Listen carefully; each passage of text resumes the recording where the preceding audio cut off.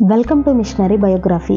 జనవరి 26, 1800 సంవత్సరంలో జోహాన్ గెర్హర్డ్ అన్కెన్ గారు జన్మించారు. వీరు ఒక మార్గదర్శక జర్మన్ బాప్టిస్ట్ బోధకుడు, యూరోపియన్ బాప్టిస్ట్ అపోస్టల్ అని కూడా పిలిచేవారు.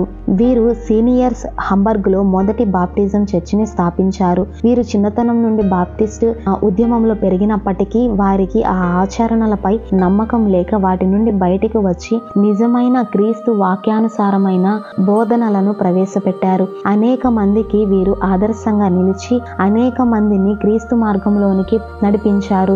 తర్వాత హింస దాని పెరుగుదల తాత్కాలికంగా నిలిపివేసింది. కానీ అన్కెన్ గారు బహిరంగ బాప్టిజం ఇవ్వడం ప్రారంభించారు.